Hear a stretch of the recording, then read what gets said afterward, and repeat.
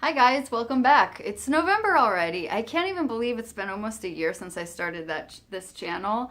And we just hit 800 subscribers. So that's thanks to you guys. I am so excited about that. And next step, 1K. So please, as always, share, tell your friends. And if you haven't subscribed, take a minute to click that button. It's free, it doesn't cost you anything, and it really helps out the channel. It helps more people to see it. So, when I started this channel, as I've told you guys, I just wanted a way to share my passion with you guys, my love of tarot, and all things divinatory. And you guys seem to really love my latest couple videos with Andrew Martin. So having him on as a special guest, where the two of us can kind of banter back and forth about all kinds of spiritual and metaphysical things, and you guys can definitely count on me doing more kinds of videos like that in the upcoming year. And I have a whole list of people that I'm planning on having now as special guests. So fortunately, being here in LA, there is tons of magical people that either live here or come through town. And as they do, I am going to be looking to get them on my channel, get them on my couch. But today, we're not on the couch, we're on the floor. And do you know what that means? Yes, it is a good old-fashioned tarot unboxing and deck review and chat and whatever else I feel like throwing in here. So the deck that I am sharing with you guys this evening, this actually came as a gift from one of my clients. So she went on a trip to France, and that's where she's from. And she asked me before she left if I wanted her to bring me back anything, and I said, I don't know, fire, water, air, earth. And she said when she returned, I got you all four. So what she told me is that this deck, which is called the Oracle Belline, is actually the pride of France, the Pride Oracle deck of the French people. So I'm very, very excited. I am part French myself, so I'm excited to see what this is all about. It is an oracle deck, it's not a tarot deck, and I did look up just a little bit about this deck. I didn't look at any of the images yet, but I did a little bit of research actually on French Wikipedia. And what it looks like is this is a deck that was originally created in the mid-1800s. I think it was 1865. And it sometimes, when you're reading those translated sites, it's kind of, it doesn't read super easily. But from what I could make out, this deck was originally created by a guy who went by the name Edmund the Mage, mage meaning magician, and that was in the mid-1800s. And then from what it seemed like, this guy Belline, I guess I'm saying it right, I hope, but that was somebody that came later, maybe even 100 years later in the mid-1900s, who discovered this deck, and he was the one that actually published it. So it seems like maybe this deck was originally made just by this one person, and then it sat for 100 years, which I absolutely love. So it's coming in this gorgeous box that has this kind of like fake snake skin. Okay. And I expect that the instructions are going to be all in French, but I've told you guys this before. I oftentimes don't even use the instructions at all. Just jump right in with the cards. And I always like to suggest to my students that the cards are the book. And each symbol that a card has is a story unto itself. And when you look at symbols, it does somewhere in your mind click in, not only with all of the history of your experience with that idea, word, object, whatever it might be, but also on a deeper level, your subconscious memories, your ancestral memories, things from past lives. So there's this whole long lineage of wisdom. And if you guys don't understand what that might look like, how does your subconscious know things from your past lives?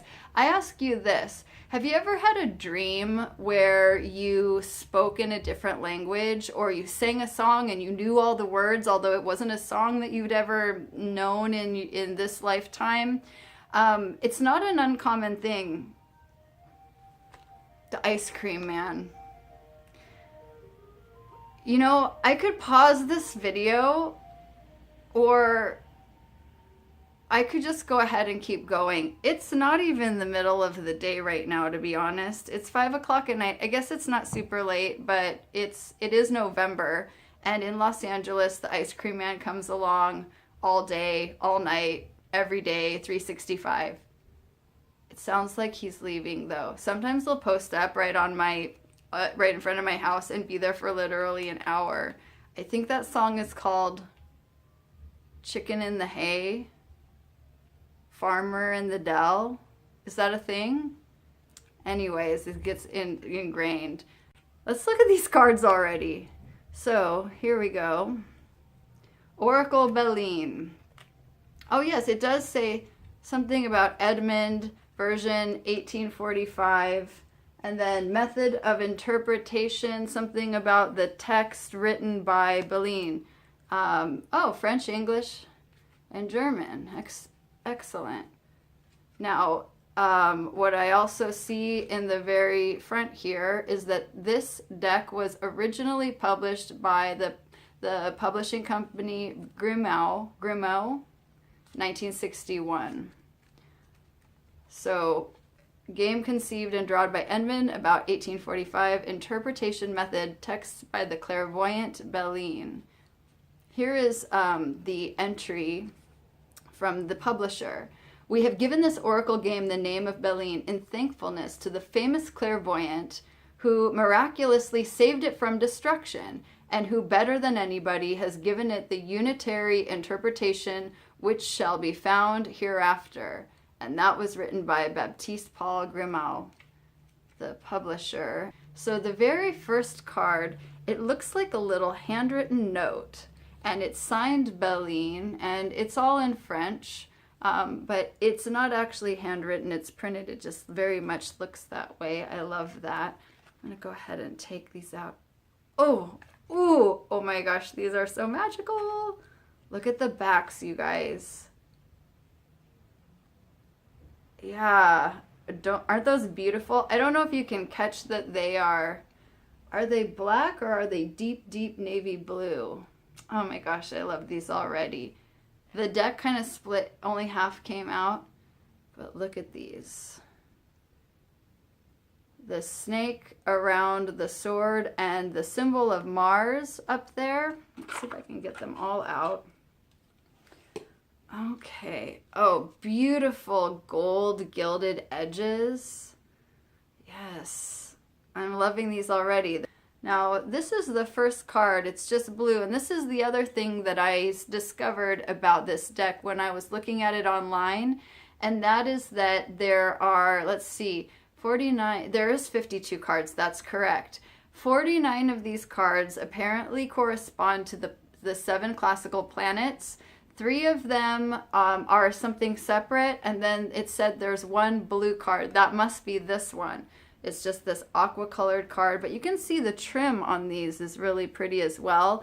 And the blue card is supposed to be a good omen. It's supposed to be kind of like a talisman. We'll talk about talismans in a moment. Let's get a little further into this. This next card, one of them says La Tribune de Genève, the Geneva Tribune, and then there's little quotes. So it looks like these are reviews from different press sources. M. Belline, authentique voyant. So voyant, that must be seer. So clairvoyant means clear seeing. I am guessing that the word voyant is French for seer.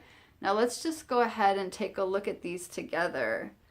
Now we see the shield up here with the sun. So as I said, 7 of each of the 49 are supposed to correspond to the different classical planets. So the classical planets are the ones that can be seen by the naked eye. You don't need a telescope to see them. They're classical because the ancients who didn't have telescopes could see them in the sky.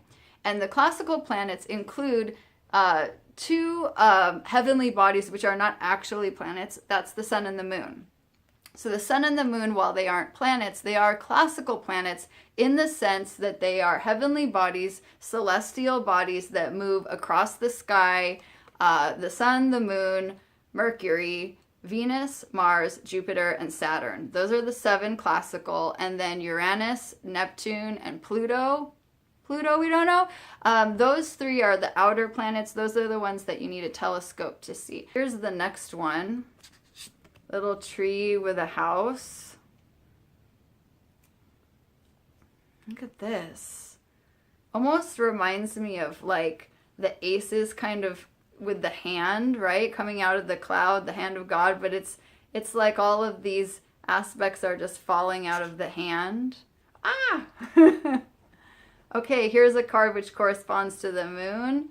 This little bristly cat. These birds flying away. And this card is numbered 12. And oh, they actually do have words on them. I didn't notice this. But this card says depart.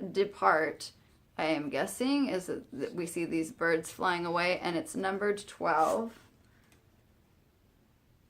Inconstance. I'll have to look up the English translation of what all of these words are. We see this wind blowing there. Speaking of telescopes, looking at the star. I love this. The owl. And he has a scroll here with the symbol for Earth and the hexagram. Découverte, discovery perhaps. A ship. This reminds me of a Lenormand deck, does it not? There's a castle. Tower, perhaps. So you can see these aren't exactly like tarot cards, but they're very familiar. They're very reminiscent of tarot. There's a style, God, what is that called? It's like kind of like the 70s arts and crafts movement, the art style where things were a little more rudimentary or almost primitive, I want to say. If you guys know what I'm talking about, please leave it in a comment down below. Wow, here is this bird that's kind of on top of this lizard, very elemental. And I love the background of these. Here are the cards which correspond to Mercury. Here's the candelabra book. Ah, look at this. This is pretty funny. It looks almost like there's a dead mouse and then this bat kind of up above it. But it also kind of looks like the mouse is like, this is like its spirit rising up out of its body, doesn't it? There's a kind of a Masonic looking with drafting tools. And here we have the caduceus, the staff of Hermes. Looks like a shooting star. This is a lot of, we can see here, the mercurial aspect. This is the rod of Hermes, the staff of Mercury. And then here we see this bird, little carrier pigeon. So, you know, Mercury is the messenger.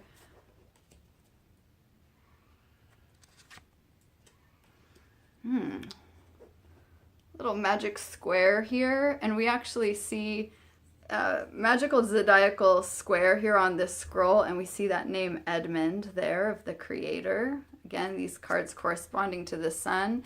This card has no no planetary correspondence. It is just a key, and the word for this card is destiny. So I believe that this is a card that stands alone, and it looks like these are the other 2 cards which don't correspond to one of the planets. One is a man and one is a woman. And what I saw was that these cards can represent either the person who is getting the reading or somebody that is quite important to them. They're kind of like the emperor and the empress, right? the star of the woman and the star of the man. And it's interesting, the star of the man is this six-pointed star, the hexagram, right? And the star of the woman is also a six-pointed star, a hexagram, but it's contained within a circle. So when it's contained within a circle, it's actually called the passive version. Like if you see a pentagram and it has a circle around it, it becomes a pentacle, like when you see it on a tarot card. So a pentacle with the circle around it is actually the passive, enclosed, or inactive version, while the open version of the star or the pentagram, or in this case the hexagram, is the active, sort of aware and protective version as well. All right, let's continue on. We've got Venus cards now.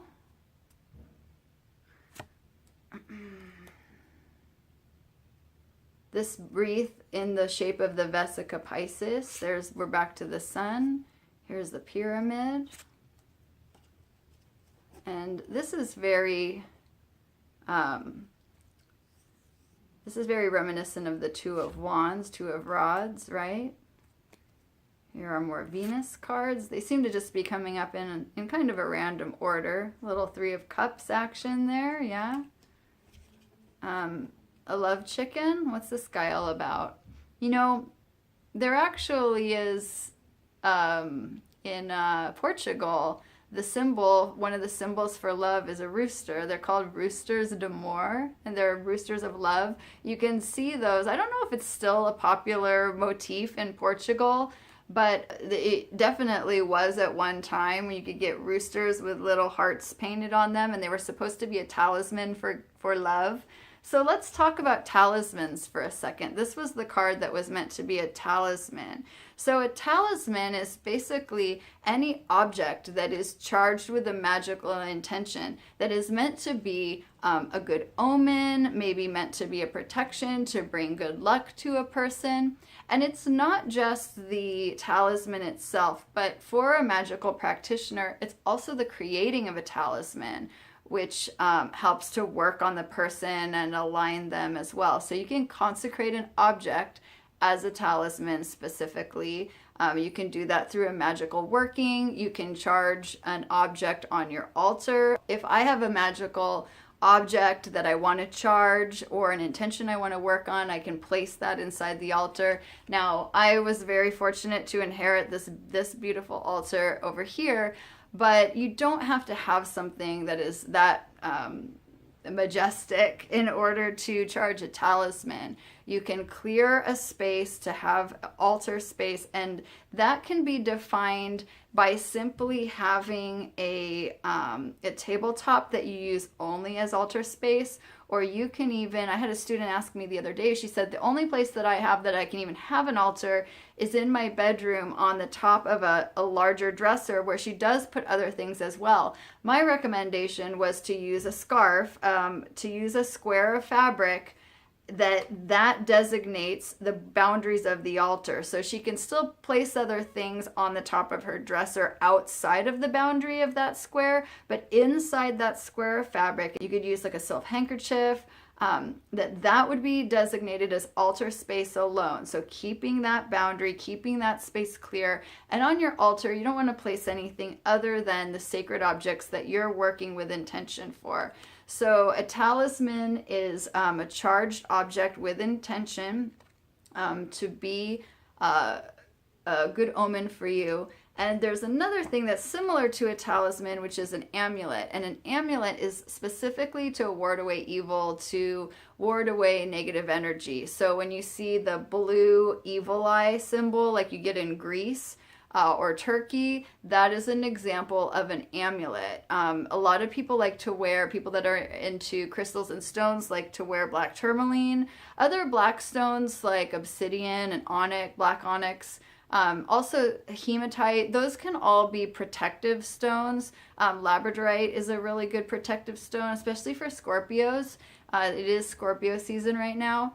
But when you're using a stone or wearing that specifically for the purpose of clearing away or keeping away negative energy, then that stone has become an amulet. Let's continue looking here. I'm not exactly sure what this thing is. Here are our Mars cards. Very clear, looking like the Two of Swords there, isn't it? That's the 33 card. And what do we have here? This poor guy, he's chained to the wall. And he looks like he has some kind of interesting sort of Egyptian kind of headdress on there. This was the card we saw earlier with a snake. I really love that. And there's also something, I mean, it's 1800s, but there's something almost, I don't know, kind of medieval about some of these cards as well. Here's some other birds coming in. Here's some chickens and a flaming torch. Oh, now this is the tower, isn't it? And in the tarot, it is the planet of Mars that corresponds to the tower. So here we see the tower being blasted apart, and the word says accident. I guess it's the same in French. Here are the cards which correspond to Jupiter. You see this big guy. Let's see what this says. Heritage. There's an owl. Owl is also a symbol of protection. Some more magical tools. A winged disc with the crown. And the hexagram again, there with the crown. There's a little old lady. And here's an island. These are the Saturn cards. That looks like Saturn with his scythe there. This looks like a bird falling. Another crumbling tower. Wow. Ruin. This one looks like this is after the fact of the tower blast, and it's now just kind of laying there sort of crumbled. Here we see, this is interesting. It's like a wheel, but it's kind of lodged in this, can't turn as it's lodged within these stones. And our last card here, the gate. There we see it. And that's card number 52. So we saw all of these cards which correspond to the planets. A few of them, like some of the Mercury cards and some of the Mars cards, it made sense to me kind of what that meaning was. But I do think that this is a deck that would be useful for me to actually read the book a little bit and find out a little bit more. Oh gosh, I'm so obsessed with the backs and the sides of these. They're really, really beautiful. So when we are working with these planetary energies, I'm just going to give you guys some very, very basic kind of sense of what the planets are all about. So the sun and the moon, the sun is going to represent your consciousness, and the sun being the center of the solar system also has to do with centeredness. It is life-giving, the center of what our driving force is, what our motivations are. And also it's the sun's presence is an aspect of joy. It's an aspect of abundance and prosperity. Now the moon, on the flip side of that, represents our subconscious. So it's our deeper dreams. It's our deeper sort of motivations that aren't necessarily our outward tasks and to-do lists and things we're trying to get done, but our deeper passions. The moon also represents our intuition, our understanding of deeper symbolism, things of that nature, and our emotions. Mars represents, Mars being the god of war, change, movement from what is stagnant into action. And Mars energy is also about stripping away what we don't need anymore, for better or for worse, during the process, because sometimes things being stripped away feels very scary, feels very violent. Sometimes things being stripped away feels very liberating. But either way, it doesn't kill us. It doesn't take us down. It's like the Tower card, like I said, corresponding to Mars. The Tower card falls, but our foundation still exists. If anything, it allows us an opportunity to examine the foundation and make sure that the foundation is strong. Jupiter energy is the energy of expansion. It's benevolent. It is usually a good omen, and it has to do with growth and kind of getting out of things that you feel are too small in your life, when you need your life to expand, when you need just your sense of the world to expand. You work with Jupiter energy. Saturn, on the other hand, is the contractive form. So Saturn is the planet of pressure and contraction, and it is also what can feel very very much like it's pushing on things in your life to get some movement happening. Now, it is usually going through some Saturnian energy, which can be uncomfortable, that eventually leads to a rebirth. So, for instance, you go through your Saturn return before you hit 30, and then you come out of that, and it's kind of a rebirth energy. But Saturn is the pressure or contraction that is required, just like with actually giving birth to a child, that is necessary to bring that new thing forward. And then we have Mercury. So Mercury is the messenger of the gods and can go back and forth between the realm of God and between the realm of man. So Mercury is also about boundaries and being able to cross over boundaries, and about communication, wisdom, and things of that nature. So we have the Sun, the Moon, Mercury, Mars, Venus, Saturn, and Venus we didn't talk about. So Venus is, of course, the goddess of love, and so Venusian aspects are aspects of the heart, of love, of beauty, of the arts, of music and dance, and things of that nature, fertility. So those are the 7 planets, and I would guess that they would have some correspondence to the cards in here, and the meanings of the cards.